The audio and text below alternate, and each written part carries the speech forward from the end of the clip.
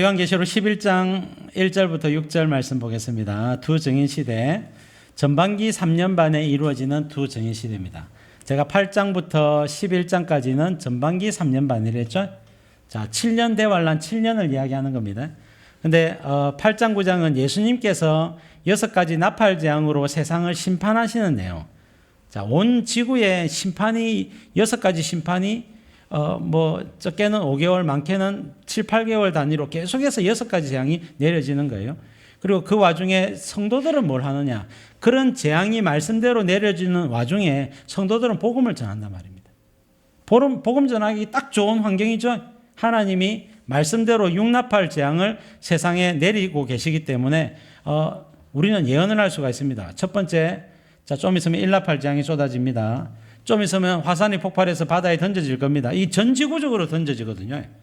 전지구적으로 바다 생물이 3분의 1 죽습니다. 회를 먹으려면 지금 드십시오. 그때 되면 회값이 폭등합니다. 이렇게 우리가 복음을 전한단 말입니다. 말씀을 전하면 말씀 그대로 재앙이 내려지니까 복음 전하기가 굉장히 용이해요. 그리고 세 번째는 유성이 떨어집니다. 네 번째는 해달별이 3분의 1 빛을 잃어서 어두워지고 추워집니다. 여름에도 추위를 준비해야 됩니다. 가을에도 한겨울 영하 20도가 될 겁니다. 그렇게 여러분 전도를 할 수가 있는 거예요. 그러니까 여러분 전도하기가 대단히 용이한 그런 환경 속에서 성도들은 무엇을 하느냐? 전반기 3년 반 동안 성도들은 두 증인 시대 복음을 전한다는 겁니다. 누가? 입달배스한 사람이. 입달배스한 사람이 두 증인 시대 복음을 전하는 전반기 3년 반을 이야기하는 겁니다. 어떤 사람이 복음을 전하고 어떤 사람이 복음을 전하지 않고, 여러분 복음을 전하는 사람들이 어떤 모습으로 복음을 전하는지 1절부터 6절까지 살펴보겠습니다. 도표는 아까 설명을 드렸는데요. 자, 육나팔 재앙 전반기 3년 반에 예수님은 6가지 재앙으로 심판을 행하시고 성도는 두 증인이 되어서 복음을 전한다. 자, 8장부터 11장까지가 전반기 3년 반 동안 7년 대환란의 전반기 3년 반 동안 이루어지는 내용이다. 이 내용을 아는 게 대단히 중요해요. 11장 1절 말씀 보겠습니다. 또 내게 지팡이 같은 갈대를 주며 말하기를 일어나서 하나님의 성전과 제단과 그 안에서 경배하는 자들을 청량하되 그랬습니다. 자, 지팡이 같은 갈대, 청량도구죠. 청량도구인데, 자, 누구를 청량하느냐? 자, 하나님의 성전과 제단과 그 안에서 경배하는 자들을 청량하라. 사람을 청량하라는 겁니다.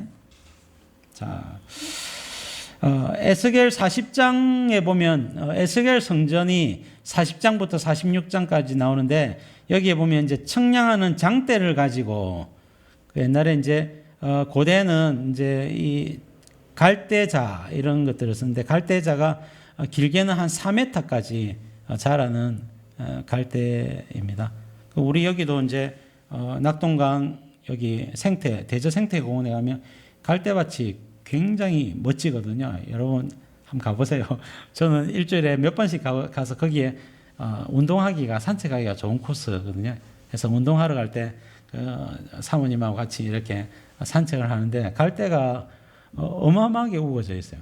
굉장합니다. 광경이. 그래서 산책하기 너무 좋은데 한번 쉬실 때나 한번 가시면 좋습니다. 그래서 청량하는 장대, 갈대자는 청량 도구입니다. 자, 무엇을 청량하느냐? 자, 에스겔 성전은요, 재림 예수님 시대에 성전을 이야기하는데, 재림 예수님 시대에는 물리적인 성전이 있을 수도 있겠지만 사실은 성전 자체는 예수님을 이야기하거든요. 거룩하신 예수님의 모습 혹은 영광을 에스겔 성전으로 묘사를 하고 있다. 그렇게 보여집니다. 자, 성전과 제단과 그 안에서 경배하는 자들을 청량하라. 이 말은 참 성도들을 청량하라는 겁니다. 누가 참 성도고 누가 진짜 참 제자인지를 청량하라. 이 말씀입니다. 자, 제단은 번제단이죠. 번제단 십자가 예수님을 상징하는 번제단에서 누가 예수님 저를 구원해 주셔서 감사합니다. 예수님 저를 위해서 십자가 주셔서 감사합니다. 누가 감사하는지 누가 회개하는지 보고 그 사람이 참 성도이니까 그 사람을 청량하라고 말씀을 하고 있는 것입니다. 자, 신약 시대 성전은 성도들을 가리키죠. 자, 고린도전서 3장 16절에 너희는 너희가 하나님의 성전인 것과 하나님의 성령이 너희 안에 거하시는 것을 알지 못하느냐. 고린도후서 6장 16절에도 우리는 살아계신 하나님의 성전이라 그랬죠. 성전은 성도들을 이야기하는 거예요. 그리고 성도들이 누구인지, 참제자가 누구인지를 청량하라는 겁니다. 왜 성도들을 청량하라고 하느냐? 이 성도들이 3절에 보니까 복음의 증인으로, 전도자로 주님이 사용하시기 위함입니다.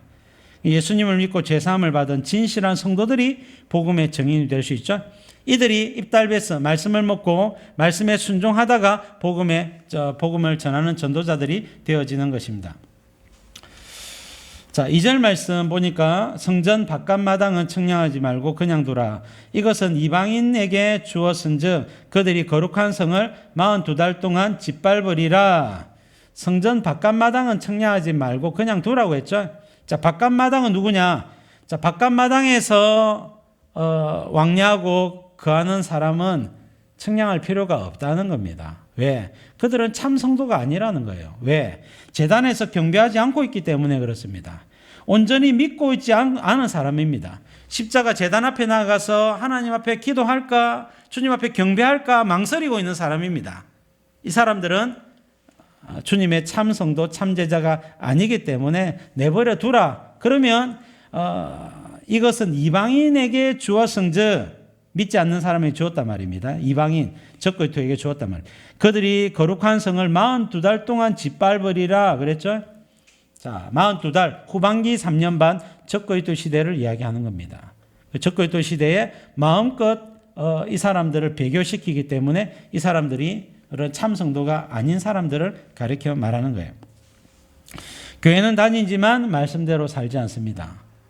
타협하고 타락한 성도와 교회들을 일컫는 내용입니다. 예를 들어서 2장 3장에 보시면 버가모 교회, 핍박은 이겼으나 유혹 앞에 넘어졌죠. 타협하죠. 발람의 교훈을 따르죠. 우상숭배와 음행을 하는 그런 교회. 두아디라 교회는 거짓 선지자의 가르침을 받아들였죠. 사대 교회는 향락에 빠져서 죽은 교회 대표라 그랬죠. 라오디게아 교회는 뜨겁지도 차갑지도 아니한 미지근한 교회라고 했죠. 이런 교회들은 다 넘어지는 겁니다. 가짜 신앙을 가지고 있는 거예요. 그래서 여러분, 타협 신앙을 경계하십시오. 타협 신앙은 참제자의 모습이 아닙니다. 우리가 주일 성수라든지 여러 가지 주님 앞에 신앙생활 하는 것에 자꾸만 우리의 편리를 따라서 타협하려고 하는 경향이 있죠. 그렇게 하지 마십시오. 그렇게 할 필요가 없어요. 오히려 주님 앞에 여러분 순수하면 할수록 주님의 인정을 받습니다. 자, 그렇죠. 이것을 이방인에게 주었은즉, 자, 후반기 3년 반 42달은 적그리스도 시대입니다. 전반기 3년 반은 주로 1260일이라 이렇게 표현하고 있고요. 후반기 3년 반은 42달이라 이렇게 표현되어 있어요. 자, 이것은 요한계시록의 특이한 표현인데요. 전반기 3년 반과 후반기 3년 반이 다르다는 거예요. 전반기 3년 반은 성도의 시대, 전도자의 시대입니다. 불신자들이 박해하거나 죽이려고 해도 죽일 수가 없어요. 워낙 큰 권능을 가지고 복음을 전하기 때문에 죽일 수가 없습니다. 근데 후반기 3년 반은 적그리스도 시대입니다. 배교의 시대고 성도들이 모든 권세를 잃어버리고 도망자가 되어야 되는 시대입니다. 그렇기 때문에 42달로 표현이 되어 있습니다.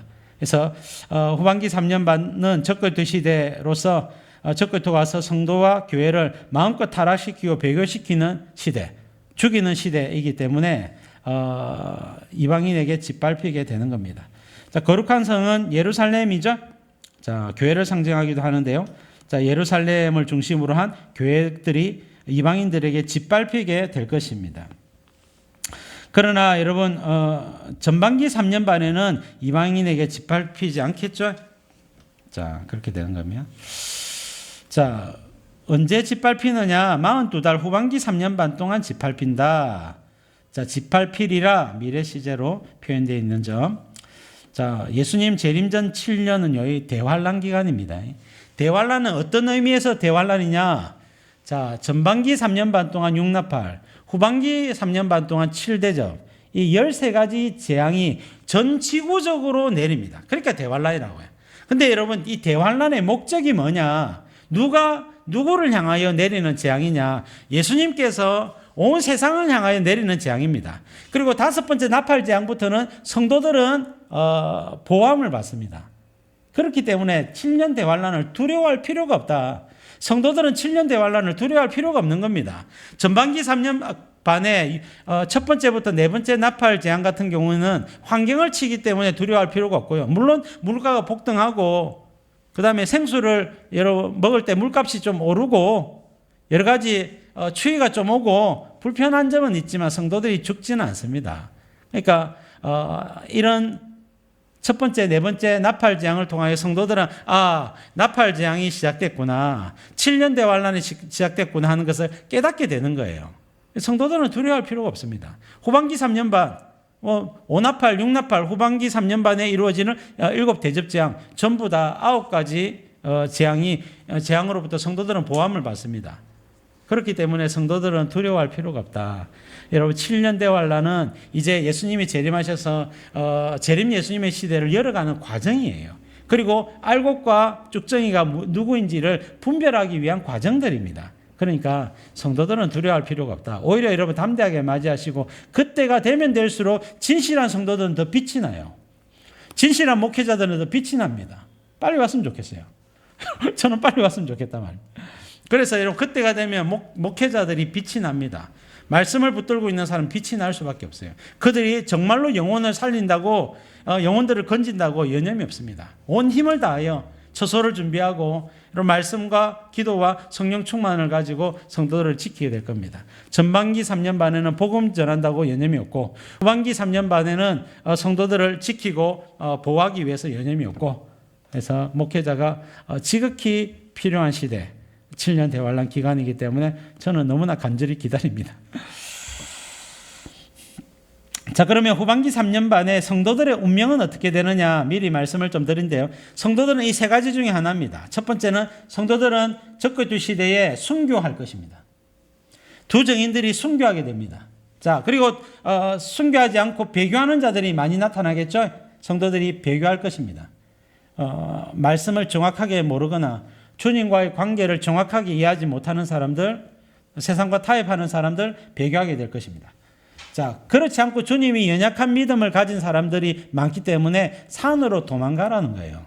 왜? 산으로 도망가야지 보함을 받을 수 있습니다. 요한계시록 13장에 보면 적그리스도에게 하는 자는요, 오른손과 이마에 표를 준다 했습니다. 이 적그리스도의 표고, 이 사람은 적그리스도의 백성입니다. 예수님의 백성이 아닙니다 하는 증거입니다. 그러니까 여러분, 예수님의 백성이 아니라는 증거이기 때문에 몸에 뭔가를 새기는 것은 영원히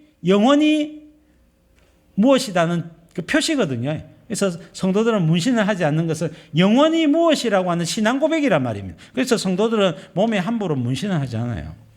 십자가를 그리거나 하는 것들도 여러분, 성도들은 몸에 뭔가를 그리는 것을 금지합니다. 그러다가 적그리스도 표까지 받을 경향이 있기 때문에 성도들은 몸에 문신을 하거나 뭘 그리는 것을 엄히 금합니다. 눈썹 문신 이 정도, 두피 문신, 머리가 없어가지고 빠져가지고 문신하는 그 정도까지는 이해를 해드리겠지만은 다른 문신은 삼가하시기를 당부드립니다. 자, 그래서 여러분, 적그리스도 시대에 배교 안 하면 다 죽임을 당하거든요. 산으로 도망가야 살 수가 있습니다. 그래서 여러분, 이것은 한번 기억을 하시기를 바라고, 산으로 도망갈 수밖에 없습니다. 왜? 매매할 수도 없어요. 아니면 여기서 순교하거나 배교할 수밖에 없습니다. 그러니까 산으로 갈 수밖에 없는 시대가 열리는 겁니다. 그래서 예수님이 오시면 이런 시대가 열리기 때문에 계시록 말씀을 반드시 여러분 알고 있어야 됩니다. 산에서 뭘 하느냐? 이사야 26장에 보시면, 26장 9절에 보시면 기도하고 의를 배운다 되어 있어요. 기도하고 의를 배운다. 여러분, 성도는 산에서 기도합니다.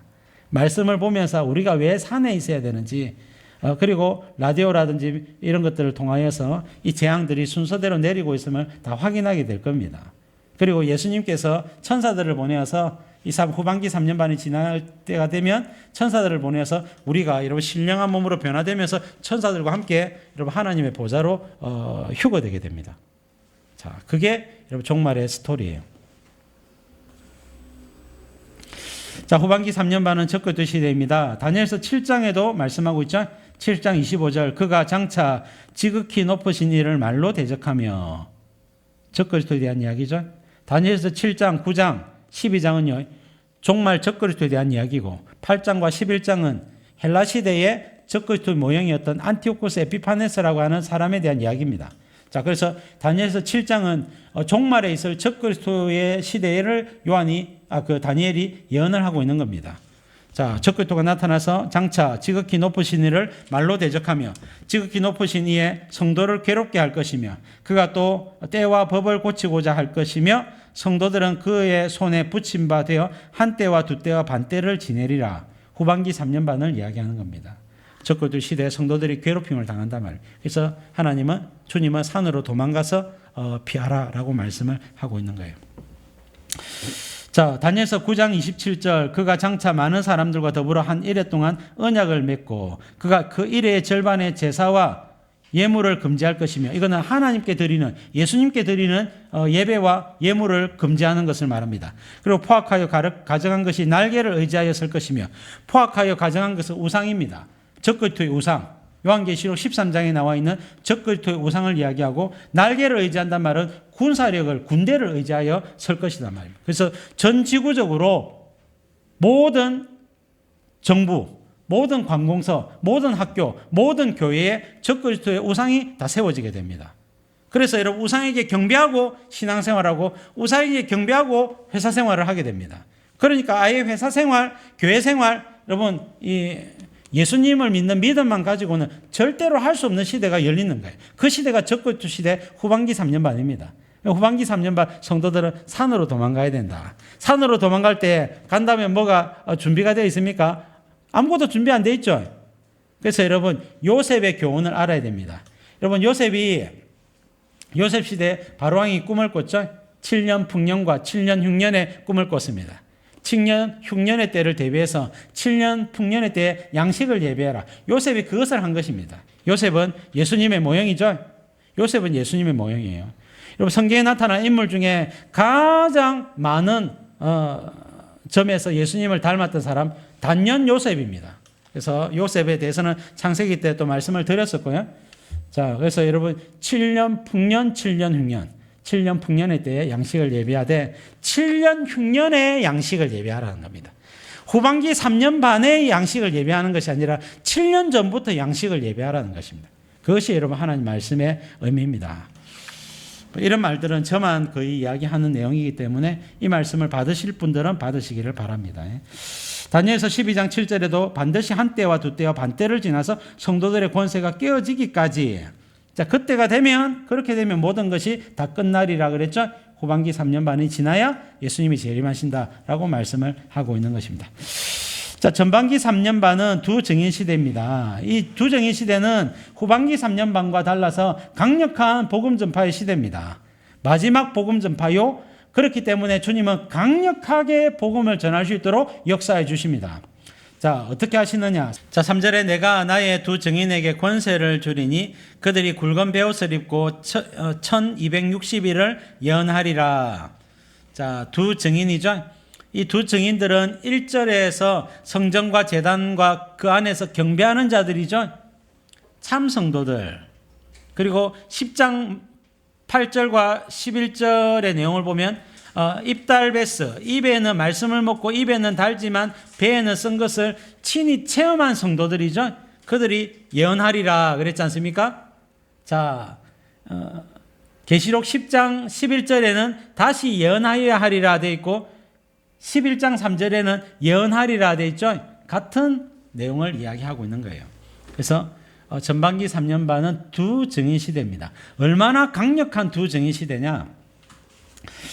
이 두 증인들은요, 신명기 19장에 보시면 사람의 모든 악에 관하여 또는 모든 죄에 관하여는 한 증인으로만 정할 것이 아니요 두 증인의 입으로나 또는 세 증인의 입으로 그 사건을 확정할 것이며 말씀하고 있죠. 전도자들은 증인입니다. 법적인 증인이라고요. 나중에 어떤 사람이 구원을 받거나 어떤 사람이 지옥불에 던져질 때에 증인이 되어지는 사람이 누구냐? 전도자들입니다. 마가복음 6장 7절에 보니까 예수님께서 12제자들을 부르사 둘씩 보내시며 더러운 귀신을 제어하는 권능을 주시고는 제자들을 전도대로 파송하는 내용이 나옵니다. 여러분 왜 둘씩 보냈습니까? 12명이니까 두씩 보내면 짝짓기가 좋겠죠? 짝짓기가 좋아서 두씩 보낸 것이 아니라 법적인 증인이 되기 때문에 두씩 보낸 겁니다. 그래서 여러분, 우리는 전도자들입니다. 그래서 여러분, 복음을 전할 때 어떤 사람이 복음을 받았을 때 복음을 받고서 예수님 믿지 않았다, 복음을 들었지만 예수님 믿지 않았다 할 때에 이 사람이 지옥 심판을 받을 때에 우리가 증인이 되기 위해서 전도를 하는 거라고요. 여러분, 전도자는 증인입니다. 자, 굵은 베옷을 입고, 이 굵은 베옷을 입는다는 말은 금식하며 애통하며 기도하는 모습을 말해요. 그래서 믿지 않는 자들의 비참한 운명을 내다보면서 간절한 마음으로 복음을 전파하는 두 전도자들의 모습을 묘사하고 있습니다. 마지막 복음 전파이니 제발 예수님 믿으세요. 이제 다시는 예수님 믿을 기회가 없으니 지금 예수님 믿으시오 라고 복음을 전하는 것을 말합니다. 여러분, 전반기 3년 반은 마지막 복음 전파의 기회입니다. 더 이상 예수님 믿을 기회가 없다고요. 후반기 3년 반에는 적그리스도가 와서 전도자들을 다 죽일 뿐만 아니라 전도자들이 피해서 산으로 다 도망가 있어요. 그리고 오른손과 이마에 표를 다 받습니다. 적그리스도 우상에게 경배를 다 합니다.